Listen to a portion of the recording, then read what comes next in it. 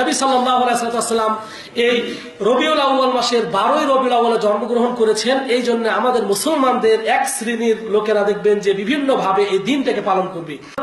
কেউ মনে করেন ঈদুল ফিতর এবং ঈদুল আজহা পড়ো আর না পড়ো সমস্যা নাই, কিন্তু এই ঈদে মিলাদুন নবী পালন করতে হবে, কারণ এটাই হচ্ছে মুহাব্বতের পরিচয়।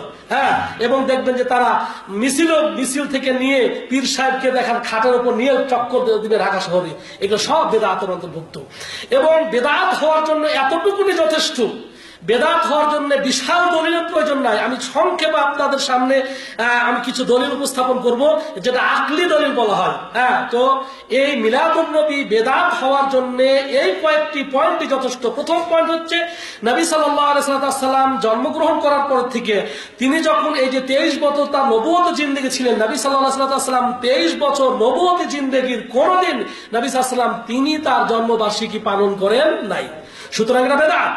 এরপরে 2 নম্বর যেটা বলবো, এরপরে নবী সাল্লাল্লাহু আলাইহি ওয়াসাল্লাম মারা যাওয়ার পরে আবু বকর রাদিয়াল্লাহু তাআলা 2 বছর খলিফা ছিলেন, তিনি নবী সাল্লাল্লাহু আলাইহি ওয়াসাল্লামের এই মিলাদ মাহফিল অনুষ্ঠান করেননি।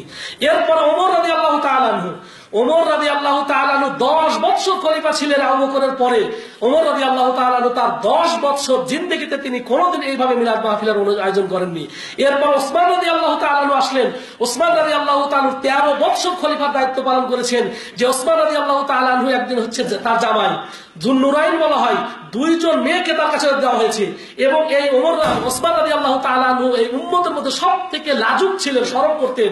তো উনি তো লাজুক থাকা, যেহেতু লাজুক ছিলেন, এই জন্য বেশি করে আর নবীর নামে ইহতেফাল করা দরকার, এই মিলাদ করা দরকার। যে নবীর সামনে আবার আমি 13 বছর শাসন করলাম, নবীর নামে যদি আমি মিলাদই না করলাম, তাহলে নবীর সামনে আমি চেহারা কিভাবে দেখাবো? সুতরাং 2-1টা মিলাদ করে যায়, এরকম তিনি করতে পারতেন। কিন্তু তার 13 বছর জিন্দেগিতে ওসমান রাদিয়াল্লাহু তাআলা কোনোদিন মিলাদ মাহফিল করেন নাই। এরপরে আলী রাদিয়াল্লাহু তাআলা আসলেন। আলী রাদিয়াল্লাহু তাআলা 4 বছর খলিফার দায়িত্ব করেছিলেন। সেই আলী রাদিয়াল্লাহু তাআলা আনহু 4 বছর খেলাফতের দায়িত্ব পালন করেছিলেন। তিনি কোনোদিন নবী সাল্লাল্লাহু আলাইহি ওয়াসাল্লামের নামে এই ঈদে মিলাদুন নবীর অনুষ্ঠান করেননি। আলী রাদিয়াল্লাহু তাআলার মৃত্যুর পর হাসান রাদিয়াল্লাহু তাআলা 6 মাস খেলাফতের দায়িত্ব পালন করেছিলেন। হাসান রাদিয়াল্লাহু তাআলা এই ঈদে মিলাদুন নবী পালন করেন নাই। এরপরে বাদশাদের মধ্যে, ইসলামের মধ্যে যত বাদশা রয়েছে এর মধ্যে সর্বোত্তম বাদশা হচ্ছে মুআবিয়া রাদিয়াল্লাহু তাআলা আনহু, যিনি কাতিবুল ওহীদের একজন ছিলেন। নবী সাল্লাল্লাহু আলাইহি ওয়াসাল্লামের যে ওহী আল্লাহর পক্ষ থেকে কোরআন অবতীর্ণ হতে লিপিবদ্ধ করে রাখতেন, সেই মুআবিয়া রাদিয়াল্লাহু তাআলা আনহু খলিফার দায়িত্ব পালন করেছেন। তিনি কখনো তার খেলাফতের দায়িত্ব পালনকালে তিনি নবী সাল্লাল্লাহু আলাইহি ওয়াসাল্লামের নামে ঈদে মিলাদুন নবী পালন করেন নাই। এরপরে উমাইয়া খেলাফত আসলো। উমাইয়া খেলাফতের মধ্যে একবার উজ্জ্বল নক্ষত্র ছিল ওমর বিন আব্দুল আজিজ। ওমর বিন আব্দুল আজিজ যাকে তুলনা করা হয় ওমর বিন খাত্তাব রাদিয়াল্লাহু তাআলা আনহুর সাথে, সেই ওমর বিন আব্দুল আজিজ কখনো তার এই উমাইয়া খেলাফতের আমলে যতদিন ওমর বিন আব্দুল আজিজ ছিলেন ততদিন তিনি কি কখনো নবী সাল্লাল্লাহু আলাইহি ওয়াসাল্লামের নামে এই মিলাদ মাহফিল অনুষ্ঠান করেননি। এরপর আব্বাসী খেলাফতের মধ্যে হারুনুর রশিদ ছিলেন উজ্জ্বল একজন নক্ষত্র, তিনিও কোনোদিন এই নবী সাল্লাল্লাহু আলাইহি ওয়াসাল্লামের নামে মিলাদ মাহফিল করেননি। তাহলে মিলাদ মাহফিল ইতিপূর্বে এই যে নবী সাল্লাল্লাহু আলাইহি ওয়াসাল্লাম বলেন খায়রুল কুরুনি কারনি সুম্মাল্লাযীনা ইয়ালুনাহুম সুম্মাল্লাযীনা ইয়ালুনাহুম, আমার যুগ সর্বোত্তম যুগ, তারপরের যুগ, তারপরের যুগ। এই যে স্বর্ণযুগ, এই স্বর্ণযুগের কেউ নবী সাল্লাল্লাহু আলাইহি ওয়াসাল্লামের নামে এরকম কোন ধরনের মিলাদ কেউ করেননি। তাহলে মিলাদ আসলো কোথা থেকে?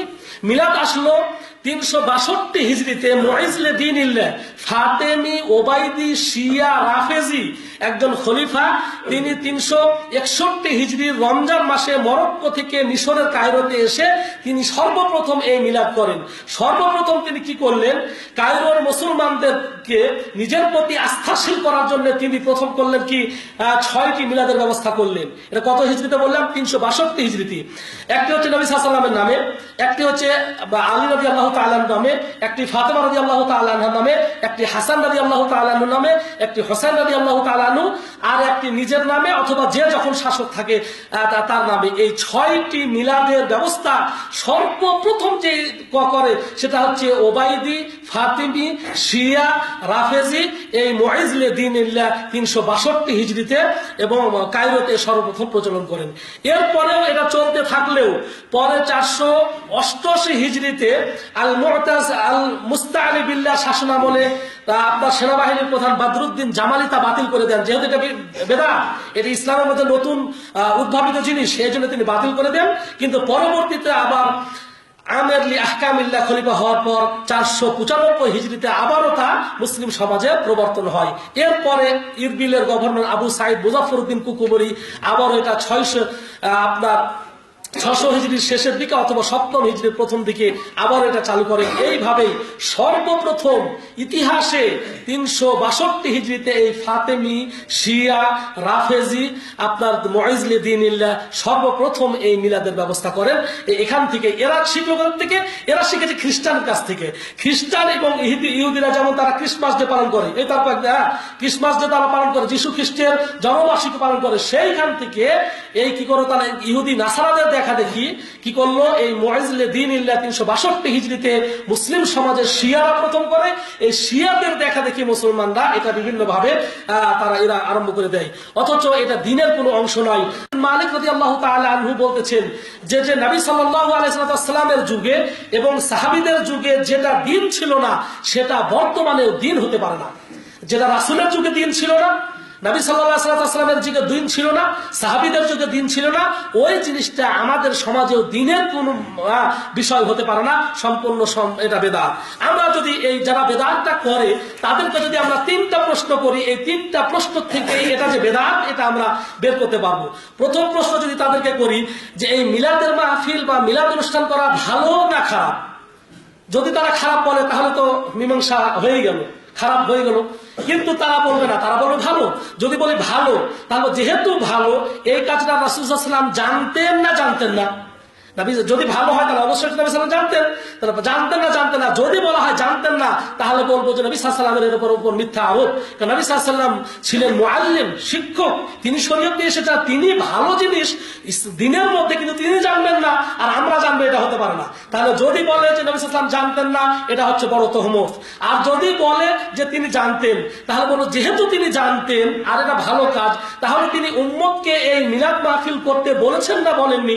যদি বলে যে বলেনি তাহলে বলবো তাহলে তিনি তার রিসালাতের দায়িত্ব পালন করেননি। আল্লাহ রাব্বুল আলামিন কোরআনুল কারীমে বলছেন, ইয়া আইয়ুহার রাসূল বাল্লিগ মা উনজিলা ইলাইকা মির রাব্বিক ওয়া ইন লাম তাফআল ফামা বাল্লাগতা রিসালাতা। আল্লাহ রাব্বুল আলামিন নবী মুহাম্মদুর রাসূলুল্লাহ সাল্লাল্লাহু আলাইহি ওয়াসাল্লামকে বলছেন, হে নবী, আপনার রবের পক্ষ থেকে আপনার কাছে যা অবতীর্ণ হয়েছে আপনি তারই তাবলীগ করুন, তাই প্রচার করুন। আপনি যদি এটা না করেন, আমি অবতীর্ণ করেছি অথচ আপনি ওটা যদি প্রচার না করেন, ফামা বাল্লাগতা রিসালাতা, তাহলে আপনি রিসালাতের দায়িত্ব পালন করলেন না। তাহলে যদি তারা বলে যে নবী সাল্লাল্লাহু আলাইহি ওয়াসাল্লাম জানতেন যে ভালো কাজ, কিন্তু যদি বলে না যান তাহলে নবী সাল্লাল্লাহু আলাইহি ওয়াসাল্লাম রিসালাতের দায়িত্ব পালন করেননি, তাহলে এর চাইতে বড় তহমত আর কি হতে পারে? এটা রাসূল সাল্লাল্লাহু আলাইহি ওয়াসাল্লামের নামে বহতানুন আযীম হবে, সব থেকে বড় বহতান, সব থেকে মিথ্যা আরোপ হবে। আর যদি বলে যে না নবী সাল্লাল্লাহু আলাইহি ওয়াসাল্লাম বলে গেছে, তাহলে বলবো তাহলে নবী সাল্লাল্লাহু আলাইহি ওয়াসাল্লাম যদি বলেই যায় তাহলে নবী সাল্লাল্লাহু আলাইহি ওয়াসাল্লাম কেন পালন করেননি? আবু বকর রাদিয়াল্লাহু তাআলা আনহু কেন পালন করেননি? ওমর রাদিয়াল্লাহু তাআলা আনহু কেন পালন করেননি? ওসমান রাদিয়াল্লাহু তাআলা আনহু, আলী রাদিয়াল্লাহু তাআলা আনহু, হাসান রাদিয়াল্লাহু তাআলা আনহু, মুআবিয়া রাদিয়াল্লাহু তাআলা আনহু, ওমর বিন আব্দুল আজিজ, হারুনুর রশিদ, এরাই ছিলেন আমাদের উত্তম আদর্শ, এরাই ছিলেন ইসলামের পণ্ডিত, দ্বীনের পণ্ডিত। এরা আমাদের কাছে এই কোরআন অক্ষত অবস্থায় আল্লাহর পক্ষ থেকে যেমন ভাবে অবতীর্ণ হয়েছে, তারা কিভাবে সংরক্ষণ করে দায়িত্ব কাঁধে নিয়ে আমাদেরকে সুন্দর কোরআন উপহার দিয়েছেন। নবী সাল্লাল্লাহু আলাইহি ওয়াসাল্লামের একটি কথাও মাটিতে পড়তে দেননি, সঙ্গে সঙ্গে লুফে নিয়েছেন। হাদিস বিশারদরা সব হাদিসের মধ্যে চলে এসেছে। আর মিলাদ করতে গিয়ে বলে গেছেন নবী সাল্লাল্লাহু আলাইহি ওয়াসাল্লামের এই কথাটা তারা কি সংরক্ষণ করতে পারেননি? তাহলে এই যে এতদিন পরে 362 হিজরিতে এসে নতুন ভাবে এটার প্রচলন করার প্রয়োজন হলো কেন? সুতরাং বলবো যে এটা স্বর্ণযুগের কেউ পালন করেননি, সুতরাং এটি বেদাত। হ্যাঁ, কিছু দলিল তারা দেয়, যে সমস্ত দলিল দেয় বেদাতীরা ঈদে মিলাদুন নবী সম্পর্কে সবগুলো হচ্ছে বানোয়াট এবং অপব্যাখ্যা ছাড়া আর কিছু নয়। হ্যাঁ বলবো, সুতরাং এই অপব্যাখ্যা এবং বানোয়াট জিনিসের দিকে না তাকিয়ে আমরা আমাদের পূর্বসূরি নবী সাল্লাল্লাহু আলাইহি ওয়াসাল্লাম বলছে, মা কানা লিয়াউমা আসহাবি, আজকে আমি এবং আমার সাহাবীদের যে মতের উপর আছি, যে আদর্শের উপর আছি, সেই আদর্শের দিকে আমাদেরকে ফিরে যেতে হবে।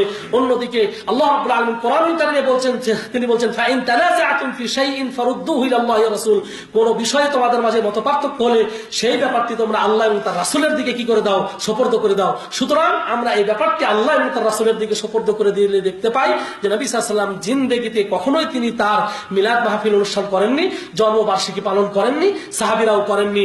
এবং বর্তমানের যে প্রখ্যাত আলেম যারা, শেখ ইবনে বাজ রাহিমাহুল্লাহ, শেখ আলবানী রাহিমাহুল্লাহ, এখন শেখ জিবরিন বেঁচে আছেন, তারপর কারি শেখ সুদাইস বেঁচে আছেন, তারপরে যারা বর্তমান মুখতার শানকিরি বেঁচে আছেন, ইনারা বর্তমানের যুগেও উলামায়ে কেরাম বলছেন এটা সম্পূর্ণ বেদাত। সুতরাং এই বেদাতকে বেদাত হিসাবে দেখবো। নবী সাল্লাল্লাহু আলাইহি ওয়াসাল্লাম বলেন, মান আহদাসা ফি আমরিনা হাযা মা লাইসা মিনহু ফাহুয়া রাদ। যে ব্যক্তি আমার এই দিনের মধ্যে নতুন কিছু সংযোজন করলো সেটা প্রত্যাখ্যাত, সেটা পালন করা যাবে না। অন্যদিকে নবী সাল্লাল্লাহু আলাইহি ওয়াসাল্লাম বলেন, ইয়াকা ওয়া মুহদাসাতিল উমুর, তোমরা দিনের মধ্যে নতুন নতুন কোন জিনিস তৈরি করা থেকে বেঁচে থাকো। কেন? ফাইন্না কুল্লা বিদআতিন দালালা ওয়া কুল্লা দালালাতিন ফিন্নার। কারণ প্রত্যেক বিদআত হচ্ছে গোমরাহি, আর প্রত্যেক গোমরাহি হচ্ছে জাহান্নামী। সুতরাং আমরা জাহান্নামী হতে চাই না।